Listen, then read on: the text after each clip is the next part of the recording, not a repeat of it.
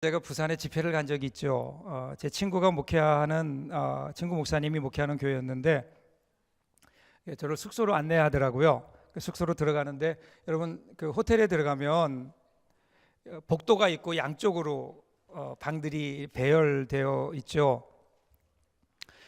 제가 묵을 방의 문을 열면서 들어가더니 그 친구 목사님이 반대편, 제가 묵고 있는 그 호텔 반대편에 있는 방을 이렇게 필껏 쳐다보더니 저에게 그래요. 임 목사, 이게 같은 방인데 가격이 엄청나게 차이가 나. 그러는 거예요. 그러니까 알고 보니까 제가 묵는 방이 훨씬 비싼 거예요. 그래서 왜 그런가 그랬더니 제가 자는 방이 바닷가 쪽이래요. 같은 방인데, 저게 증거 사진입니다. 예. 같은 방인데 가격 차이가 나요. 즉 방에서 어디가 보이느냐, 바다가 보이느냐 아니면 복잡한 도심이 보이느냐에 따라서 가격 차이가 난다는 거예요. 그러면서 친구만 아니면 저 앞방 싼 방으로 갔을 텐데 친구라. 여러분 똑같은 설계, 똑같은 재질, 똑같은 평수, 똑같은 인테리어를 해도요, 어느 쪽으로 방을 만드느냐, 뷰가 어디냐, 객실에서 볼 때 창밖에 무엇이 보이느냐에 따라 방의 가치가 달라져요. 우리 인생도 마찬가지 아닐까요? 우리 인생도 내 인생 가운데 과연 무엇이 보여지느냐에 따라 그 사람의 가치가 달라지는 거예요. 조지 오웰이라고 하는 사람은 정말 인류 역사의 최고의 천재였거든요. 그런데 그는 부정적인 인생관을 가지고 있었기 때문에 우울증에 시달렸고 결국 폐결핵으로 젊은 나이에 죽고 맙니다. 그런데 엘리노 루즈벨트라고 하는 그 여성은 어릴 적부터 고아가 돼서 최악의 삶을 환경 속에 살았지만 그는 신앙적이고 긍정적이고 창조적인 인생관을 가지고 살아서 결국은요 대통령 부인이 되었고요, 역대 대통령 부인 가운데 가장 인기 있고 가장 호감 가는 그 퍼스트 레이디가 됐습니다. 그러니까 사람은 어떤 환경을 가지고 사느냐보다 무엇을 보고 어떤 인생관을 가지고 사느냐, 이것이 그 인생의 가치를 결정해요. 오늘 여러분들의 마음의 문을 한번 열어보세요. 그리고 무엇이 보이는가 한번 보십시오. 여러분은 지금 무엇을 바라보며 가고 있는가? 여러분의 인생은 과연 무엇을 보며 가고 있는가? 이것이 여러분의 인생의 가치를 결정한다는 거예요. 인간은요 참 신기한 존재입니다. 어떻게 보면요 정말 대단한 것 같아요. 마음만 먹으면 가장 멀리, 가장 넓게, 가장 크게 모든 걸 다 볼 수 있는 존재이면서도 어느 순간 보면 가장 속 좁은 가슴으로 살아가는 존재가 아닐까. 인간은요 그들의 어떤 역사적인 안목을 넓히면 인류 역사를 처음부터까지 다 볼 수 있어요. 지구 저편에 일어나는 일들까지도 아는 것은 인간들밖에 없을 겁니다. 그런 면에서 우리 인간은요 사실 시야가 굉장히 높고 넓습니다. 그런데 오늘 우리가 살아가는 우리의 삶을 보면 참 쫀쫀해요. 공중의 새보다 들에 핀 들풀보다 쫀쫀하게 살아갈 때가 얼마나 많은지 모릅니다. 염려와 불안과 욕심과 걱정 때문에 눈앞에 보이는 것만 바라보며 살다가 쉽게 상처 주고 상처받고 그러다 보니까 그냥 내 세계 속으로 들어가 버려서 울타리를 치고 나 혼자 살아갑니다. 왜 그럴까요? 멀리 보지 못하기 때문에 그래요. 크고 넓게 보지 못하는 겁니다. 좀 하늘을 보아야 되는데, 높은 곳에 올라가서 좀 보아야 하는데, 오늘 우리의 삶을 보면은요 그저 사망의 골짜기, 절망의 골짜기, 한숨의 골짜기, 현실이라고 하는 골짜기 속에 묻혀서 살고 있는 것은 아닌가.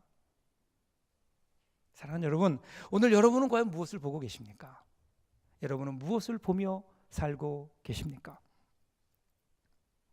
오늘 우리가 읽었던 말씀을 보시면 하박국이라는 선지자가 나와요. 그리고 하박국이 어떻게 보아야 하는지에 대해서 우리에게 가르쳐주고 있습니다. 자, 하나님의 선지자이지만 농부의 모습으로 등장하고 있어요. 그래서 오늘 읽었던 말씀을 다시 보면 비록 무화과 나무가 무성하지 못하며 포도나무에 열매가 없으며 감람나무에 소출이 없으며 밭에 먹을 것이 없으며 우리의 양이 없으며 외양간에 소가 없을지라도 나는 여호와로 말미암아 즐거워하며 나의 구원의 하나님으로 말미암아 기뻐하리로다. 이렇게 나와요. 자, 지금 농부의 노래예요. 농부가 기뻐하면서 부릅니다. 자, 농부가 기뻐한다. 그러면 여러분 뭐가 상상이 되시나요? 당연히 풍년이죠. 지난 봄, 여름 열심으로 씨를 뿌리고 갖고 왔던 그 열매들을 풍성하게 거둬들여야, 그래야 그 농부는 풍성한 열매를 들고 기뻐하겠죠. 그런데 오늘 본문을 보면, 말씀을 보면은요, 현실은 전혀 그렇지 않아요. 정반대입니다. 무화과 나무가 무성하지 못하고 포도나무에 열매도 없고 감람나무에 올리브 나무에 올리브는 하나도 열리지 않고 완전히 밭농사 망친 거예요. 거기다 외양간을 보니까 양도 소도 병들어 죽었는지 한 마리도 남은 게 없이 텅텅 비어 있습니다. 자, 그러면 보통 농부들은 어떻게 할까요? 한숨과 절망 가운데 어떻게 살까? 그 자리에 주저앉아야 될 텐데, 그 입에서 나오는 것이라고는 한숨과 원망뿐이어야 될 텐데, 그런데 그가 지금 뭐하고 있다고요? 노래하고 있어요. 감사의 노래를 드리는 겁니다. 기쁨의 노래를 드리고 있는 거예요. 왜 그럴까요? 너무 힘들어서 정신줄을 놓아버려서 그럴까요? 오늘 성경은요, 하박국이 다른 것을 보고 있다고 합니다. 아무것도 없는 황량한 들판에서 하박국의 보았던 것이 있어요. 그 보았던 것이 그의 삶을, 아무것도 없는 황량한 삶 속에서 기쁨과 감사의 찬양이 터져 나오도록 그렇게 만드는 겁니다. 자, 오늘 우리가 읽었던 전체를 좀 보시면요, 하박국 전체를 보시면, 하박국 1장 1절을 보시면 시기온옷에 맞춘 선지자 하박국의 노래라 이렇게 시작합니다. 그러면 시기온옷이라고 하는 말, 이 말은요 당시 음악 용어입니다. 음악 용어. 시편 7편을 보시면 다윗의 시가욘이라는 말이 나오는데, 이 시가욘이라는 말과 시기온옷이라는 말은 같은 말이에요. 그러니까 시가욘이라고 하는 것은요, 원래 바벨론 언어인 아카드어에서 온 거라고 해요. 시가욘. 그런데 이 시기온옷이라는 말은 시가욘의 복수형입니다. 어떤 내용인가 하면요, 비탄, 슬픔, 원망 이런 것으로 마음이 가득하다가 갑자기 어느 순간 급하게 감동과 열정이 넘치는 기도가 나오고 감사의 찬송이 솟아날 때, 그때 노래 부르는 음률이에요. 곡조, 노래 곡조입니다. 왜 근데 시기온옷이라고 했을까요? 하박국 전체를 보면 여러분 이해가 돼요. 하박국 1장에 보면 하박국이 하나님을 향하여 탄원해요. 세상에 대한 탄원과 질문으로 시작됩니다. 어떻게 세상이 이렇게 어지러울 수 있습니까? 어떻게 세상이 이렇게 죄로 가득할 수 있습니까? 어떻게 세상이 이렇게 불의할 수 있습니까? 하나님 이대로 두고 보시렵니까? 그러니까 하나님이 대답하세요. 야, 내가 그냥 두겠느냐? 그냥 두지 않는다. 그들을 심판할 거다. 그런데 심판을 어떻게 하냐면 바벨론, 갈대아인인 바벨론이라고 하는 나라를 통해서 너희들을 심판할 거다. 이러니까 하박국의 마음속에 또 다른 근심이 생긴 거예요. 아니 하나님, 우리가 잘못한 건 알겠습니다. 벌받아 마땅합니다. 그러나 우리를 벌하시려면 그래도 우리보다는 조금 나은 나라를 사용해야 되지 않을까요? 그런데 그놈들은 우리보다 더 나쁜 놈들인데 그 나쁜 놈들을 통해서 우리를 치시다니요. 하나님, 이것은 뭔가 잘 앞뒤가 맞지 않는 것 같습니다. 하나님의 영광이 가리울까 두렵습니다. 이러면서 하나님을 향해 질문하는 거예요. 여러분, 저는 이 모습을 보면서 이 모습이 너무 귀하게 저에게 다가왔어요. 하나님을 향한 정직한 질문. 오늘 여러분 우리의 삶 속에 정말 필요한 게 뭘까요? 하나님을 향한 정직한 질문이 필요합니다. 언제부턴지 우리는 하나님을 향한 질문을 멈추어 버렸어요. 이유는 둘 중에 하나입니다. 하나는 내가 완벽하게 하나님을 믿든지, 아니면 더 이상 하나님을 향한 기대를 접었든지. 하나님을 향하여 정직하게 질문하지 못하는, 우리 인생에 문제가 있다고요. 우리 인생에 내가 풀지 못하는 여러 가지 어려운 일들이 있어요. 그럼 우리가 예수 믿는 사람들이라면 누구에게 나와야 될까요? 하나님께 나와서 기도해야 됨에도 불구하고 정직하게 하나님을 향하여 우리 속에 있는 안타까움, 왜 그런지 그 이유를 하나님을 향하여 물어야 됨에도 불구하고 언제부턴지 우리가 이 질문을 멈추어 버렸습니다. 왜 그럴까요? 우리 삶을 보면요, 열심히 살아요. 정말 열심히 살아요. 바쁘게 살아요. 뭐가 이렇게 바쁜지 모르겠어요. 연말이 다가오면요, 목사들이 아주 쑥스러울 때가 많아요. 이것 좀 부탁합니다. 내년도에 이 일 좀 해주세요. 목사님 바빠요. 그래요. 참 바빠요. 모든 사람들이 정신이 없을 정도로 바쁜데, 그런데 그들의 모습을 보면 별로 행복해하는 것 같지 않아요. 바빠서 열심히 살면 거기에 행복이 있었으면 좋겠는데 그렇지 못해요. 왜 그럴까요? 열심히는 사는데 목표를 잃어버린 것 같은 느낌이 들어요. 그냥 열심히만 사는 거예요. 목표 없이 열심히 사니까 힘들어요. 지쳐요. 그러니까 무엇을 원할까요? 쉬었으면 좋겠어요. 쉬었으면 좋겠어요. 그래서 사람들은요, 이 시대 사람들의 관심은 어떻게 하면 잘 쉴까입니다. 윈델 벨이라는 사람은 현대인은 마치 실업자 되기를 바라며 사는 사람들 같다고 합니다. 그러니까 사람들은요, 일이 끝나는 하루 종일 일하는 게 퇴근 시간을 위해서 일하는 것 같고요, 일주일 동안 일하는 것이 주말에 쉬기 위해서 일하는 것 같고요, 열심히 일하는 것이 마지막 은퇴를 위해서 일하는 것처럼 일하는 것 자체에 목표를 두고 있는 것 같아요. 그러다 보니까 어떻게 될까요? 그러다 보니까 쉬는 것에 관심만 있는 거예요. 지난번에 제가 인터넷을 검색해 보니까요, 아주 흥미로운 글이 하나 있더라고요. 2044년까지 꼭 살아야 하는 이유입니다. 2044년 그러니까 제가 84살이더라고요. 84살. 어떤 걸까요? 한번 화면을 보실까요?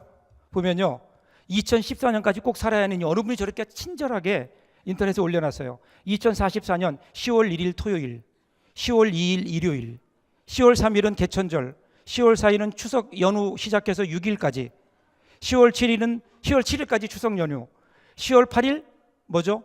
토요일, 그 다음에 10월 9일 한글날, 10월 10일 대체 휴일 하면 10월 10일 대체 휴일 하면 9일 동안을 쉰다는 거예요. 그래서 밑에 뭐라고 나왔는가 하면요, 단군 이래 최고의 연휴 이렇게 나왔어요.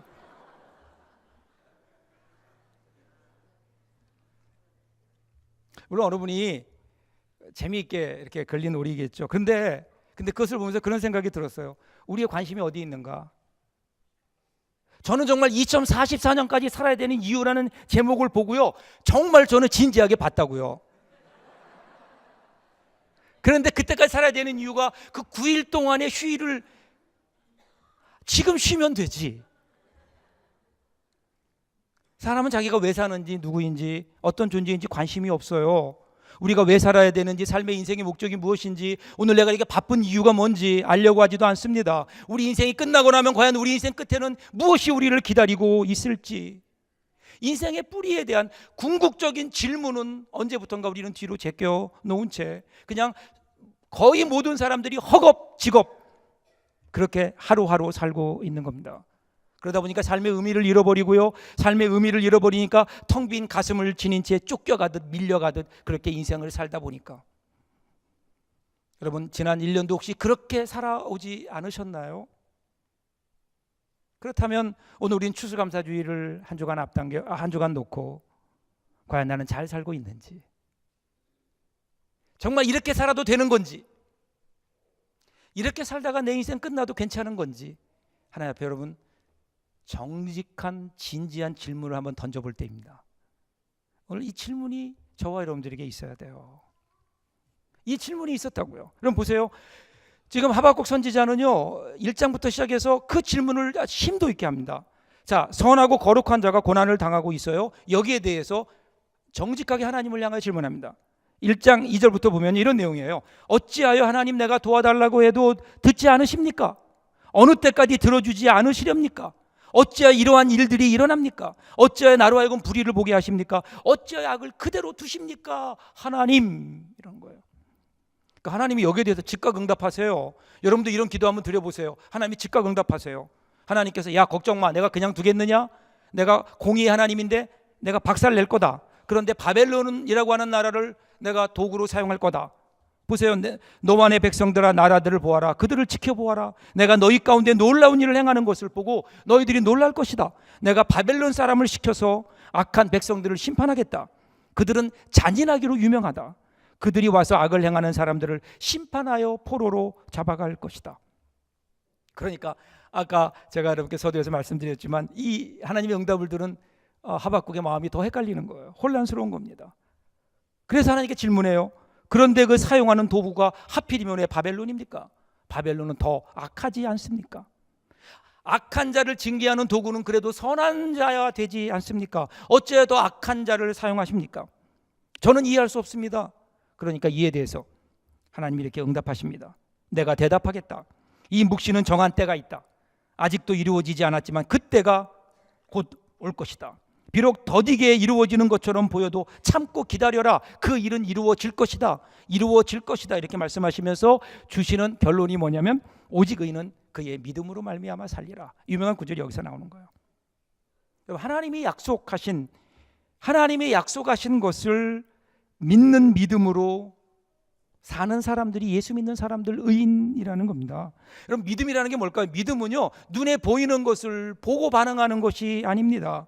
하나님의 약속의 말씀을 따라 반응하며 살아가는 것, 여러분, 이것이 믿음 아닐까요? 그래서 믿음은 뭐죠? 믿음은 바라는 것들의 실상이요 보지 못하는 것들의 증거다, 그렇게 얘기합니다. 오늘 우리가 바라보아야 되는 것, 그것을 어떻게 소개해주고 있냐면 그 다음에 나오는 3절부터 16절에 나오는 2장이죠. 한마디로 출애굽 기사를 다루고 있습니다. 하나님께서 이미 역사하셨던, 하나님이 어떻게 400여 년 동안 이집트에서 포로로 신음하고 있던 이스라엘 백성들을 구원하셨는지, 과거에 하나님께서 이루셨던, 이스라엘 백성 가운데 이루셨던 구원의 사역들을 하나님께서 그대로 다시 한번 하박국 선지자에게 알려주십니다. 그러면서 뭐를 보려는 거예요? 이렇게 역사하셨던 하나님을 바라보아라. 하나님을 기억하라. 그럼 믿음이라는 게 뭘까요? 믿음은 하나님을 바라보는 것이고 우리의 삶 가운데, 우리 역사 가운데 함께 하셨던 그 하나님을 바라보고 기억하는 겁니다.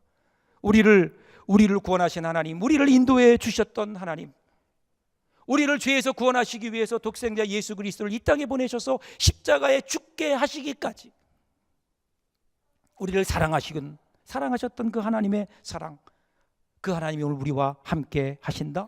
그분이 우리의 삶의 운명을 쥐고 계시다. 여러분, 이것을 바라볼 때 우리 가운데 믿음이 생기고요, 우리 가운데 담대함이 생기고요, 우리 가운데 여러분 용기가 생기지 않을까요? 이 용기가 있어야 골리앗 같은 세상을 향하여 담대하게 나갈 수 있는 거예요. 믿음의 사람들은요, 이 믿음으로 험한 세상을 이기며 살아나가는 겁니다. 이 하나님은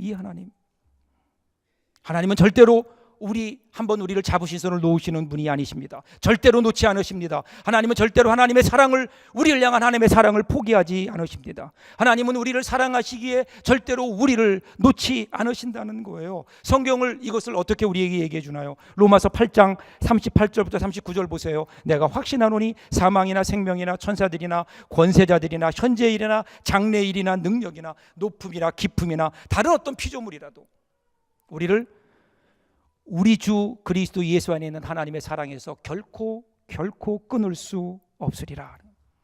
환난당하고 핍박당하고 어려운 일이 있지만 그 가운데 우리를 끝까지 붙들어 주시는 십자가의 사랑을 바라보며, 그분이 바로 우리 하나님이시기 때문에 그분이 오늘 나의 삶도 붙들어 주신다고 하는, 여러분, 이 믿음을 가지고 하나님의 손이 나타나기를 기다리는 것, 이것이 여러분 믿음이 아닐까요? 이 믿음으로 나갈 때 여러분, 이 세상이 그때부터 우리에게는 달라 보이는 겁니다. 오늘 저와 여러분의 마음속에 이 귀한 믿음, 이 믿음으로 바라보는 눈, 그 눈이 우리 가운데 뜨여질 수 있기를 바랍니다. 그래서 이 한 주간 동안 우리가 그런 눈으로 좀 세상을 바라보았으면 좋겠어요. 그러면 여러분, 우리 가운데도 하박국의 노래가 울려 퍼지지 않을까요? 비록 우리 삶 속에 내가 원하는 것 하나도 이루어지지 않았지만, 그럼에도 불구하고 그 가운데 무엇 때문에? 우리를 구원하신 하나님의 은혜 때문에, 그럼에도 불구하고 우리를 그 가운데 보호하시고 인도하시고 붙들어 주시고 인도해 주실 하나님의 은혜가 우리 가운데 보이기 때문에, 그것 때문에 감사하고, 그것 때문에 기뻐하고, 그것 때문에 찬양하는, 여러분, 이 찬양, 주님을 향한 감사의 찬양이 오늘 이 시간 저와 여러분의 마음속으로부터 울려 퍼질 수 있기를 주님의 이름으로 축복합니다. 17절 18절 제가 세 번으로 다시 읽어볼게요. 무화과 나무에 과일이 없고 포도나무에 열매가 없을지라도, 올리브 나무에서 딸 것이 없고 밭에서 거두어 들인 것이 없을지라도, 우리의 양이 없고 외양간에 소가 없을지라도 나는 주님 안에서 즐거워하련다. 나를 구원하신 하나님 안에서 기뻐하련다. 이 기쁨, 자, 그런데 여러분, 이 기쁨의 노래가 여기서 끝나는 게 아니에요. 그 다음에 19절 어떻게 연결되나요? 주 하나님은 나의 힘이시라. 나의 발을 사슴과 같게 하사 나를 나의 높은 곳으로 다니게 하시리로다. 자, 보세요. 그가 참담한 현실 가운데서도 감사할 수 있던 이유를 어떻게 설명하나요? 하나님께서 자신을 높은 곳으로 다니게 하셨다라는 겁니다. 높은 곳으로. 그러면서 사슴이라고 하는 동물을 예로 듭니다. 여러분, 이 사슴이라고 하는 이 사냥, 사슴, 팔레스타인 지역의 사슴과 사냥은요, 낮은 지역에서만 있지 않습니다. 물론 낮은 지대에 안전한 곳에 먹을 것이 있죠. 그곳에 먹을 것을 먹습니다. 그리고 그곳에서 물도 마십니다. 주로 그곳에 살아갑니다. 그런데 풀 한 폭이 없는 높은 곳에 꼭 올라갑니다. 올라가는 이유는 뭘까요? 높은 곳에 올라가야 거기에서 염분을 취할 수 있기 때문에 그래요. 염분. 그 높은 곳, 그 바위 틈에 굳어있는 염분을 핥아 먹어야, 그 염분을 섭취해야, 그래야 사슴이, 사냥이 생존할 수 있다고 합니다. 그래서 사슴과 사냥은 높은 곳을 향해 끊임없이 올라가는 거예요. 그 높은 곳을 향해 올라가는 사슴을 바라보면서 지금 하박국은 하나님께 기도하고 있는 겁니다. 그렇게 높은 곳이지만, 올라가기 정말 힘든 곳이지만 살기 위해서 그곳에 올라가는, 힘을 다해 그곳을 향해 뛰어 올라가는 사슴을 보면서, 여러분, 우리 인생도 그와 같다는 거예요. 우리가 이 땅에 살고 있지만, 이 땅의 푸른 초장 그리고 맑은 시냇물 물가로 하나님이 인도해 주시지만, 그런데 때로 하나님은 우리로 하여금 높은 곳으로 올라오라고 하시는 거예요. 그곳에서 하나님의 은혜, 신령한 은혜, 하나님이 주시는 하나님의 은혜를 먹지 않고는 이 땅에서 우리가 하나님의 자녀로, 하나님의 자녀답게 행복하게 건강하게 살 수 없기 때문에 이 땅의 것만이 아니라 하늘의 것을 맛보라고요. 하늘의 은혜를 준비하시고 높은 곳으로 올라오라고 하십니다. 이곳에 올라가야 돼요. 높은 곳에 올라가면요, 세상이 달라 보이는 거예요. 세상이 달라 보여요. 여러분, 잘 생각해 보세요. 누가 정신 나간 사람입니까? 여러분, 현실의 골짜기에서 불안해하고 두려워하는 사람, 현실에 절망하고 누군가를 원망하는 사람들이 정신 나간 사람이죠. 아무것도 없다고 해서 지금 눈앞에 보이는 것이 아무것도 없는데 하나님을 하여 감사와 찬송의 그 감사의 찬송을 드리는 하박국이 정신 나간 사람인가요? 아니잖아요. 하박국은요, 정신 차린 사람이에요. 이 땅에 사망의 음침한 골짜기에서 정신줄을 놓아버렸어요. 여러 가지 몰려오는 인생의 압박 가운데 그만 인생의 목표를 잃어버린 채 정신줄을 놓아버리고 살고 있었는데, 하나님께서 어느 날 그를 붙드시고 높은 곳에 끌고 올라가시는 거예요. 높은 곳에 올라가니까 정신이 번쩍 드는 거예요. 높은 곳에 올라가서 보니까 그의 눈에 다른 것들이 보이기 시작합니다. 다르게 보입니다. 그 순간 불안과 두려움이 믿음으로 바뀌고, 절망이 소망으로, 원망이 감사로 바뀌게 되는 것 아니에요. 여러분, 이제 오는 주, 다음 주가 추수감사주일이에요. 이번 주간 여러분, 저와 여러분들에게 이 눈이 열렸으면 좋겠어요. 높은 곳으로 올라가는 한 주간이 되었으면 좋겠어요. 그래야 우리가 맞이하는 2016년도에 추수감사주일을 감사와 찬양으로 맞을 수 있지 않을까요? 사랑하는 여러분, 오늘 우리가 이 땅에 살고 있어요. 땅을 살지만 하늘을 좀 보며 살아야 합니다. 높은 곳으로 올라가야 됩니다.